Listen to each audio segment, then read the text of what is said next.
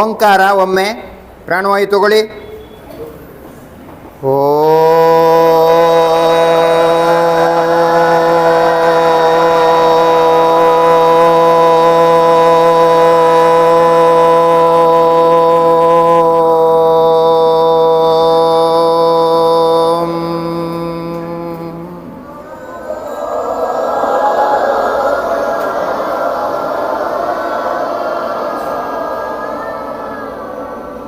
ಶ್ರೀ ಗುರುಭ್ಯೋ ನಮಃ.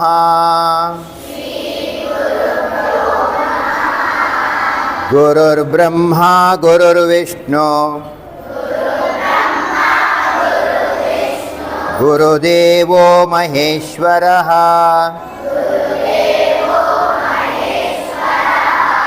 ಗುರು ಸಾಕ್ಷಾತ್ ಪರಂ ಬ್ರಹ್ಮ ತಸ್ಮೈ ಶ್ರೀ ಗುರವೇ ನಮಃ.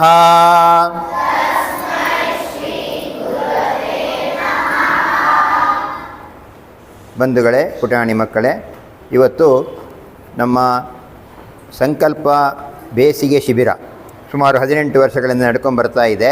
ಅದರಲ್ಲಿ ನೀವೆಲ್ಲ ಭಾಗಿಯಾಗಿದ್ದೀರಿ. ಇಂದಿನ ದಿನ ಶುಭ ದಿನ ಅಂತ ಹೇಳಬೇಕು. ಚೈತ್ರ ಶುದ್ಧ ಅಷ್ಟಮಿಯಂದು ನಾಳೆ ರಾಮನವಮಿ ಇದೆ.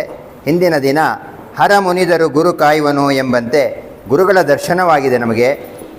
ಕೋಟ್ಯಂತರ ಮಂದಿಗೆ ಸುವರ್ಣ ಚಾನಲ್ನಲ್ಲಿ ನಿತ್ಯ ಬೆಳಗ್ಗೆ ಜ್ಯೋತಿಷ್ಯ, ಶಾಸ್ತ್ರ, ಹಿಂದೂ ಧರ್ಮ ಆಚರಣೆಗಳು, ನಡವಳಿಕೆಗಳು ಎಲ್ಲ ಹೇಗಿರಬೇಕು, ಯಾವುದನ್ನು ತಿದ್ದಿಕೊಳ್ಳಬೇಕು, ಯಾವುದು ತಪ್ಪುಗಳಿರ್ತದೆ, ವಾಸ್ತು ವಿಚಾರಗಳಿರಬಹುದು, ಜ್ಯೋತಿಷ್ಯದಲ್ಲಿ ಆಗುವಂತಹ ವಿಚಾರಗಳಿರ್ಬೋದು, ಸರಳ ಪರಿಹಾರವನ್ನು ಹೇಗೆ ಮಾಡ್ಕೊಳ್ಬೋದು. ನಮ್ಮ ಹತ್ರನೇ ಔಷಧಿ ಇರುತ್ತೆ, ನಮಗೆ ಗೊತ್ತಿರೋದಿಲ್ಲ. ಅಂಥದ್ದನ್ನು ತುಂಬ ಸುಲಲಿತವಾಗಿ ಸರಳವಾಗಿ ಜನರಿಗೆ ಯಾವುದೇ ರೀತಿಯ ಹೊರೆಯಾಗದಂತೆ, ಕಷ್ಟ ಆಗದಂತೆ ತಕ್ಷಣ ಆ ಕ್ರಿಯೆಗಳನ್ನು ಆಚರಿಸುವಂತೆ ಮಾಡುವಂತಹ ಶಕ್ತಿ ಗುರುಗಳಿಗಿದೆ. ಅಂತಹ ಗುರುಗಳನ್ನು ನಾವು ಇವತ್ತು ಸಾಕ್ಷಾತ್ ನಾವು ನೋಡ್ತಾ ಇದ್ದೀವಿ. ಅವರ ಪರಮಾನುಗ್ರಹಕ್ಕೆ ನಾವು ಪಾತ್ರರಾಗಬೇಕು. ನಾವು ಶಿವನಿಗೆ ಕೋಪ ಬಂದರೆ ಗುರು ಕಾಯ್ತಾನೆ ಅಂತ ಹೇಳಿದ್ದಾರೆ. ಆದರೆ ಗುರು ಮುನಿದರೆ ಯಾರು ಜಗತ್ತಲ್ಲಿ ಕಾಯುವವರಿಲ್ಲ ಅಂತ ಅದರ ಅರ್ಥ. ಹಾಗಾಗಿ ನಾವೇನು ಗುರು ಅಂತ ನಾವು ಸ್ಥಾನದಲ್ಲಿ ಇಟ್ಟು ನಾವು ಗೌರವದಿಂದ ಕಾಣ್ತೇವೆ, ಆಗ ನಮ್ಮೆಲ್ಲ ದೋಷಗಳು ಪರಿಹಾರ ಆಗ್ತದೆ. ನಮ್ಮ ಶರೀರದಲ್ಲಿ ಒಂದು ಉತ್ತಮ ಆರ ಕ್ರಿಯೇಟ್ ಆಗುತ್ತೆ. ಒಳ್ಳೆಯದೆಲ್ಲ ನಮ್ಮಲ್ಲಿ ಉಳಿದು ಕೆಟ್ಟದ್ದೆಲ್ಲ ಹೊರಗೆ ಹೊರಟೋಗುತ್ತೆ. ಹಾಗೆ ಗೋಪಾಲಕೃಷ್ಣ ಶರ್ಮಾಜಿ ಅವರು ನಮ್ಮ ಜೊತೆಯಲ್ಲಿ ಇದ್ದಾರೆ. ನಿಮಗೆ ಅವರ ಒಂದು ಆಶೀರ್ವಾದದ ಮಾರ್ಗದರ್ಶನವನ್ನು ಇವತ್ತು ನೀಡ್ತಾರೆ. ಅದನ್ನು ಕೇಳುವಂತಹ ಸೌಭಾಗ್ಯ ನಮ್ಮದಾಗಲಿ. ಮತ್ತು ಈ ಒಂದು ವ್ಯವಸ್ಥೆಯನ್ನು, ಸಂಕಲ್ಪ ಸೇವಾ ಸಂಸ್ಥೆಯನ್ನು ಮಂಜುಳಾ ರವಿಸುಬ್ರಹ್ಮಣ್ಯಂ ಅವರು ತುಂಬ ಕಾಳಜಿಯಿಂದ ಎಲ್ಲ ಪೋಷಕರನ್ನು ಸಂಪರ್ಕ ಮಾಡಿ ಇಷ್ಟು ಜನರನ್ನು ಸೇರಿಸಬೇಕು ಅಂದರೆ ಅದು ಸಣ್ಣ ಕೆಲಸ ಅಲ್ಲ.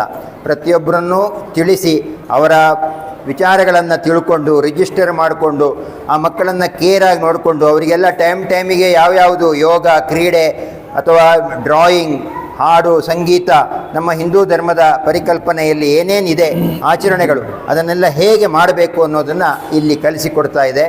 ಅದನ್ನು ತುಂಬ ಅಚ್ಚುಕಟ್ಟಾಗಿ ನಡೆಸ್ಕೊಂಡು ಬರ್ತಾ ಇದ್ದಾರೆ. ಹಾಗೆ ಈ ಸಮಯಕ್ಕೆ ಇವತ್ತಿಗೆ ಆಗಮಿಸಿದಂತಹ ಗೋಪಾಲಕೃಷ್ಣ ಗುರೂಜಿಯವರಿಗೆ ಮತ್ತೊಮ್ಮೆ ನಾವು ಶಿರಸಾಷ್ಟಾಂಗ ನಮಸ್ಕಾರವನ್ನು ಮಾಡುತ್ತಾ ಮುಂದಿನ ಕಾರ್ಯಕ್ರಮಕ್ಕೆ ಅವರಿಂದ ಅಪ್ಪಣೆಯನ್ನು ಕೇಳ್ತೇವೆ.